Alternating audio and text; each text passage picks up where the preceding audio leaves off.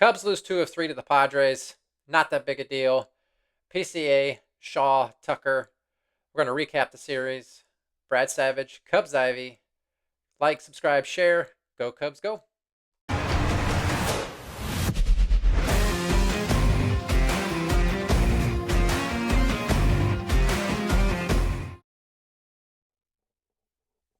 All right, so the Cubs lose a series to the Padres. Not a big deal. This road trip, the 6-game road trip, 3 against the Dodgers, 3 against the Padres. We knew it was going to be tough. I think a few before the series, I said like probably most Cubs fans, if we went 3-3 and split, came back with a 500 record, 3 out of 6, won 3 out of 6 between, total between the Padres and the Dodgers, we'd be perfectly happy. We did. I'm happy. Not necessarily pretty in some cases, but we made it happen. We're coming back home and didn't get beat up too much. So let's go through the series real quick. The 3 games. Talk about a couple players specifically, and then we'll talk about what's coming up for the Cubs. But so Monday was the first game. Tyon pitched for us. Cubs lost 10-4. I think we were up 3-1 going into the bottom of the 6th. After this game, it was one of those, the roller coaster ride of the bullpen, man. Um, just one of those games where you kind of like burst the bubble. We were up 3-1 going to the bottom of the 6th between Keller, Pearson, and Morgan. The rest of the game we let up, and Roberts looked pretty good. Uh, he was in that foursome that finished the game. But between Keller, Pearson, and Morgan, they were um, they were all accountable for 9 runs. So the Cubs lost 10-4. We ended up scoring another one late, but um, just a just a deflating game. Tyon pitched well, kept us in the game, and our bullpen just let us down. Um, Pearson and Morgan were both optioned down to Triple A. I believe Morgan's hurt actually, so who knows what's going on with him? I think it's his oblique. He came out of the game, but so yeah, after Monday, Cubs lost one to the Padres. Game 2 on Tuesday. We had Imanaga going. Imanaga only gave up 1 run. Cubs won this game 2-1 in 10 innings. A couple things that positives and negatives. Imanaga gave up 1 run.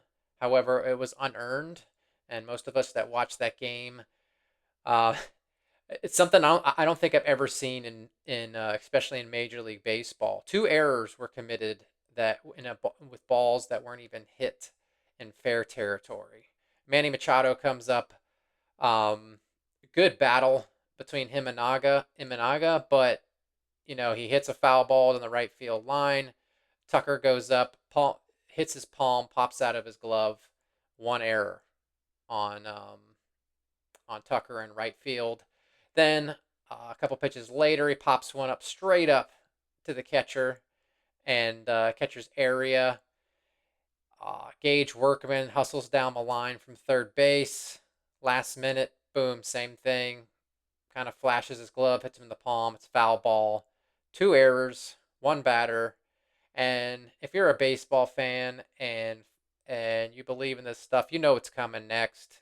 Too many chances. That's 2 chances that we had to get out a hitter, um, like Machado, and of course, Imanaga makes a tiny mistake, and Machado makes him pay by hitting a solo home run. That was their only run of the game. So we'll talk about the outfield in a second, but the positive of the game, Cubs are up 2-1. Well, let's talk about another negative real quick. Actually, our offense this whole series wasn't the offense we've seen the entire year so far, and we did have 10 hits in the second game of the series. However, we were 1 for 14 with runners in scoring position.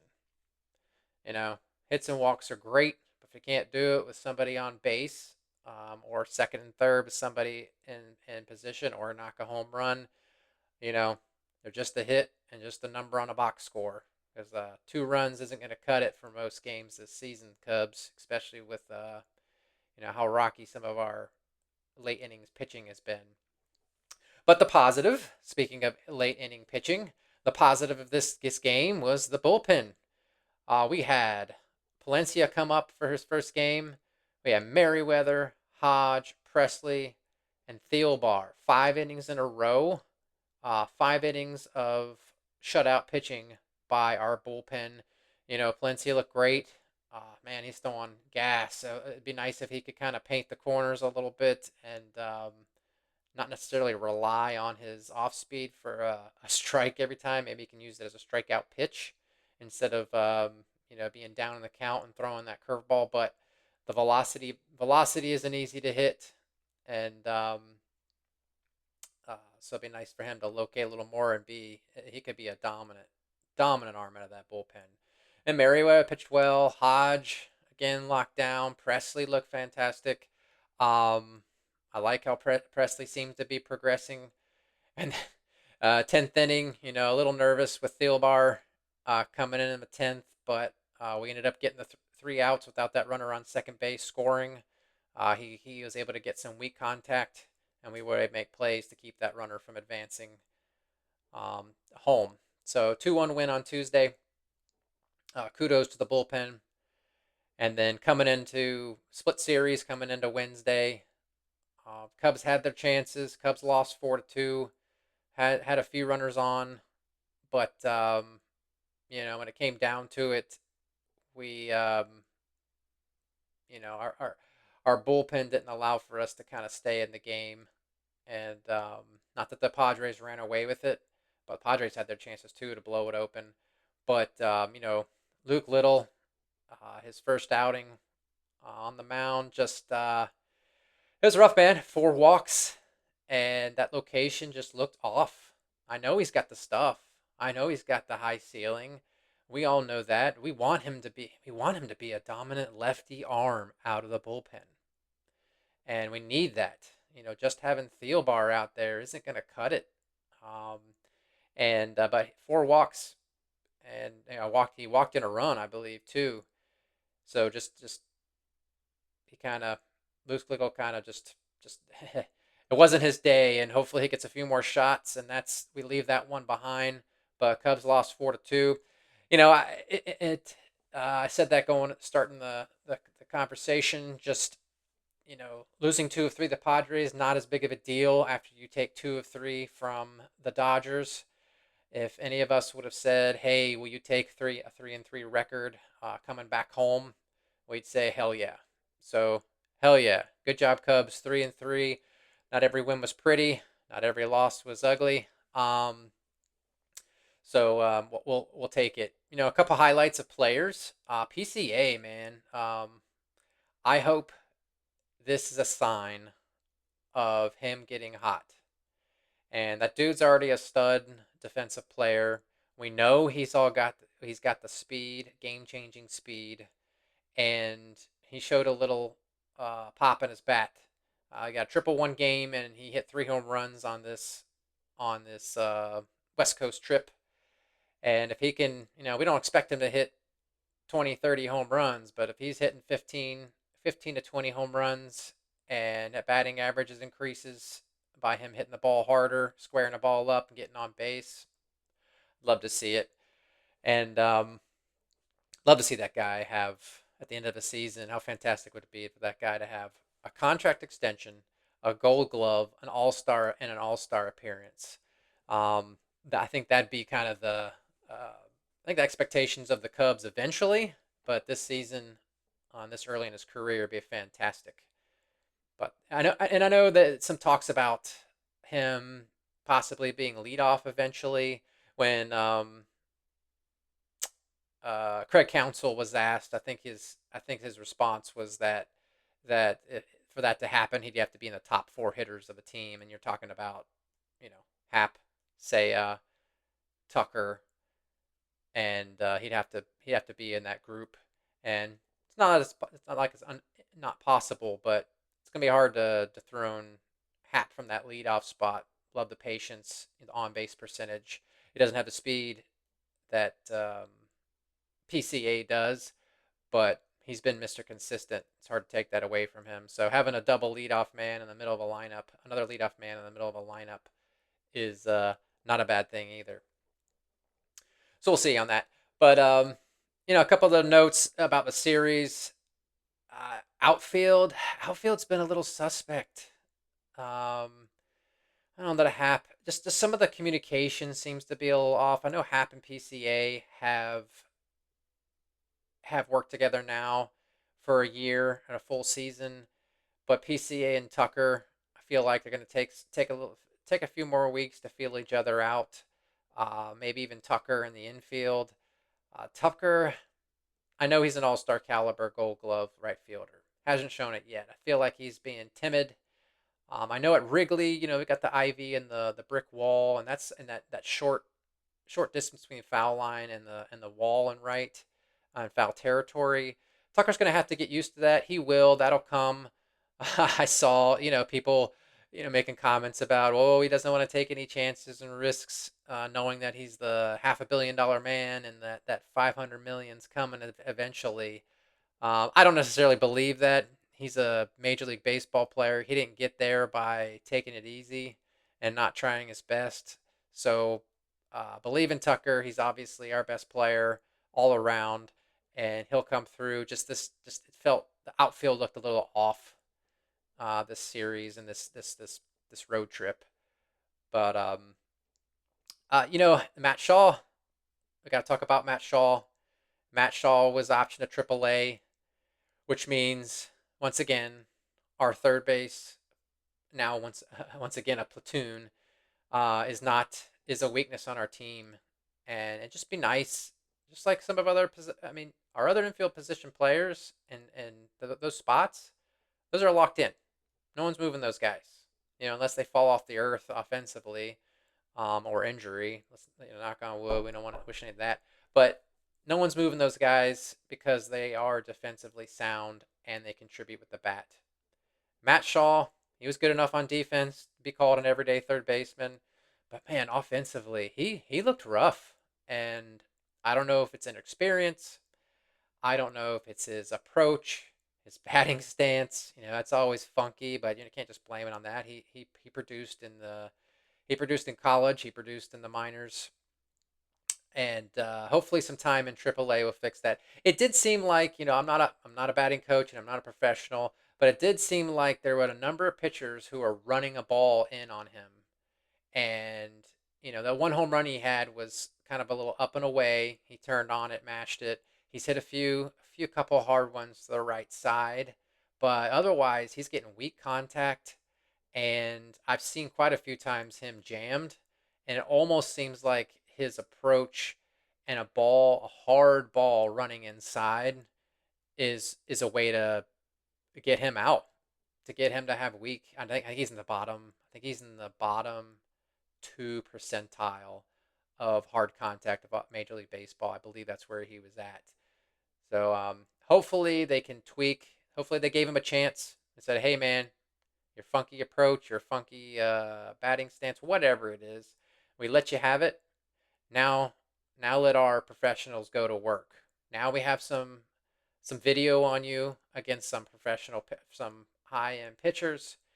We have some video on you for your approach, your bat swing, how people attack you, and let's go work on that in Iowa, and you're gonna have another shot." I mean, I'm sure he's gonna be back up. The platoon of Birdie, Workman, and Turner is great. Turner's, you know, Turner's a spot guy. Turner's going to come in when that lefty in the seventh, eighth inning comes in, and he needs to pinch hit for Bush, or Workman in that case. Now that Shaw's gone, but he's not an everyday player for us. He's that spot guy, get a clutch hit, move a runner over, clutch RBI, get on base. Not an everyday dude we're relying on. That's not what he's here for. Workman, can't send Workman down, otherwise he'll go straight to the Tigers. So he's got to be there. Defensively, he's going to be solid defensively, but the same thing as Shaw. He hasn't had as many opportunities as Shaw, so hopefully from the left side and with more opportunities, Workman's going to get some solid momentum going, and maybe fight maybe Birdie, I imagine, for that everyday role. And Birdie's not our everyday guy. Again, he's a speed in the bases guy, maybe a hit every once in a while, but not an everyday third baseman. He's that role player. He's the guy who he should be playing third base every time. He's our role player that's given. He's going to be giving Nico a break at second base. He can play outfield. He can play third base. He can play first base. Um, I think he was at first a few times, even through the World Series and playoffs for the Yankees last year. But you know, Matt Shaw, get your work in. Hitting coaches, put the work in, get him back up here, and let's get some more confidence on that bat side. We know he can handle third base, and you know, you go through the list, a ton of superstars that have been, or just current star. I mean, Ian Happ, for example, have been sent down and brought back up once they've been given a shot at the big leagues, and it's all worked out. So, not giving up on Matt Shaw. Just unfortunate it wasn't an immediate um, rookie season, sensational rookie season like a Chris Bryant or something. But those don't come very often. So, uh, Matt Shaw, we appreciate the time you put in. Work hard, and we know you're going to be back up, and then we expect some more bigger things from you. All right, so we always go over Mr. Tuck, King Tuck, King Tuck stats for the series. So against the Padres, King Tuck was 2 for 12, 1 RBI, 3 Ks, and 1 walk.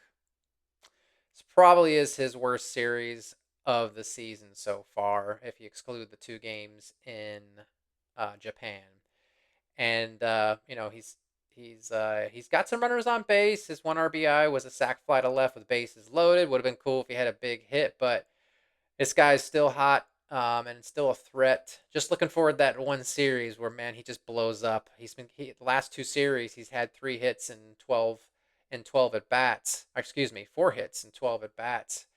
But RBIs haven't been there, and the home run hasn't been there. So looking for him to start mashing and get hot, hitting a couple balls over 400 feet, so we can those RBIs can go up, and that production from a run standpoint will go up. We love that he's on base, but be the guy, dude. You're the guy. Be the guy. Carry us when we're down. That 4-2 loss yesterday against the third game of the Padres would have been cool if he'd knocked a double, knocked a grand slam, hit a home run with other things, just other at bats. So we believe in you, Tuck. We want you long term, my friend. Going to keep staying on top of Tuck, but 2 for 12. He still got 2 hits in 3 games. He still was on base once, and he still knocked in an RBI when he was in a position where he had to. So nobody out, bases loaded, hit a fly ball to left field. He did his job and guaranteed a run in. So King Tuck, till next time. All right, so last bit. The Cubs now are 12-9. I think any of us would be excited about that at this point in the season. 21 games in. We've got let's see, 8 more games before we get through the hellish part of the schedule, and Cubs are 12-9, first in the Central. Milwaukee's right behind them, 1 game back, 10-9. Cincinnati, St. Louis are 9-9. Pittsburgh 7-12. So we're not running away with the Central, but I love through this tough stretch, toughest schedule in baseball, that we're sitting up top. Do have a tough opponent coming up. We went to them first, and Arizona's coming back, probably looking for some revenge. I'm going to be in Wrigley. Let's see. This is Thursday, Friday, Saturday, and we're going to see some good pitching. Burns, Gallen, and Kelly They're all warming up. Gallen, we got to Gallen last time. He had a rough start, and he's been pretty dominant since. So he's going to be looking to get some revenge on the Cubs. But Cubs can hit. So stay healthy. Let's hit it. Let's hit. We got against Burns. We have Ray coming in, so he's probably we're looking for him to have four-ish solid innings. Let's keep the score low. 0 is always ideal. And then I imagine that's going to be a bullpen game. And then Gallen, we're going to have Brown.